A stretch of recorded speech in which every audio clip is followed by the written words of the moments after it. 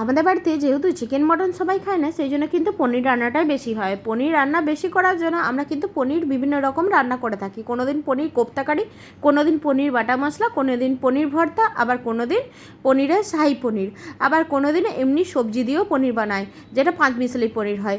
আর দেখো, আমি পনিরটা বাজার থেকে নিয়ে আসার পরে আমি কিন্তু স্নান টান করে নিয়েছি, তারপরে কিন্তু রান্না বসাচ্ছিলাম। এখানে আমার রান্না করার সময় আমার কিন্তু সমস্ত আনাজ আগে কেটে নিয়ে তারপরে কিন্তু রান্না বসাতে ইচ্ছা করে। কারণ একটা রেসিপি রান্না করার জন্য আমি যদি আনাজগুলো কেটে না রান্না করি, তাহলে কিন্তু একটার সাথে আরেকটা দিতে ভুলে যাবে। সেই জন্য কিন্তু আনাজ সব রেডি করে তারপরে কিন্তু আমি রান্নাটা বসাই। এদিকে পনিরটা আমি পিস পিস করে কেটে নিয়েছি। তারপরে দেখো, এখানে মশলাটা রেডি করে নিয়েছিলাম। অর্ধেকটা পেঁয়াজ দিয়েছি, বড় মানে ছোটো সাইজের পেঁয়াজ দিয়েছিলাম, তার মধ্যে কিন্তু আদা দিয়েছি অর্ধেকটা, আর তারপরে কিন্তু রসুন দিয়েছিলাম 2 কোয়া মতন। আর এই পনিরের রেসিপিটা একদম চটজলদি বানাবো, সেই জন্য কীভাবে বানাচ্ছি চলো তোমরা দেখতে থাকো। আর তারপরে তো বলতে ভুলেই গেছি, এখানে দিয়েছিলাম কাজু, কিশমিশ, গরম মশলা, আর কিন্তু 1/2 চামচের মতন পোস্ত। সেটাকে ভালো করে আমি পেস্ট করে নিলাম। এখানের মধ্যে একটুখানি জল দিয়েছিলাম। আর এটা না একদম মিহি পেস্টটা বানাতে হবে। আর লঙ্কাটা কিন্তু বেশি পরিমাণে দিতে হবে, কারণ এখানের মধ্যে যতটা লঙ্কা দেবে ততটাই কিন্তু ঝাল হবে, সেই জন্য। আর পনিরটা যেহেতু মিষ্টি মিষ্টি হবে, সেই জন্য কিন্তু লঙ্কাটা একটু বেশি পরিমাণেই দিলাম। আর কিন্তু পরে চিনি দেবো, সেই জন্য। এখানে দেখো, পনিরটা আমি প্রথমেই ভাজতে দিয়ে দিলাম। কড়াইয়ের মধ্যে সাদা তেল নিয়েছিলাম, তারপরে কিন্তু পনিরটা ভাজতে দিলাম। আর পুরো রান্নাটাই আমি কিন্তু সাদা তেলে রান্না করব। আমি কিন্তু পনির রান্না করলে একদমই সর্ষের তেলে রান্না করতে চাই না, কারণ পনিরের সেন্টটা অন্যরকম চলে আসে। তখন কিন্তু মানে বাটার বা ঘি যাই দাও, তখন কিন্তু মানে গন্ধটাই অন্যরকম আসে। সেই জন্য কিন্তু আমি সাদা তেলে রান্না করি।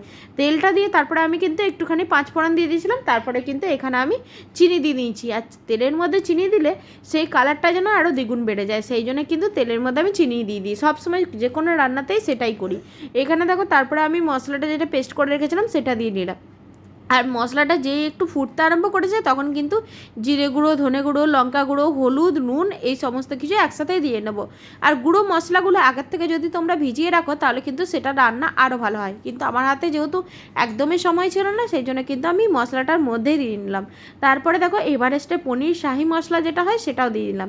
কেন বলো তো, অন্যবারে আমি সানরাইজের পনির বাটার মশলাটা দিই, কিন্তু এইবারে আমার এভারেস্টে পনির শাহি মশলা ছিল, সেইটাই কিন্তু দিয়ে নিলাম। তারপরে দেখো, ঘি নিয়েছি 1/2 চামচের মতো ঘি দিয়েছিলাম। দিয়ে তেলটা যেই ছেড়ে আসবে, তখনই কিন্তু বাটারটা দিয়ে দেবো।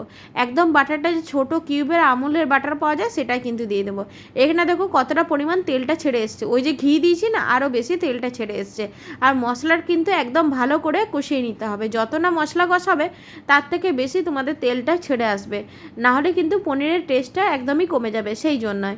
আর তারপরে আমি একটু গরম জল দিয়ে দিয়েছিলাম 1/2 বাটির মতন। তারপরে এই পনিরটা দিয়ে আমার কিন্তু পনির একদমই রান্না করা হয়ে গেছিলো।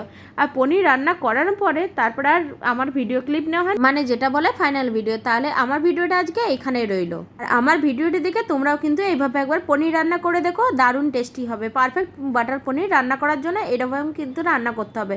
চলো তাহলে আজকের মতন টাটা, সবাই ভালো থেকো, সুস্থ থেকো।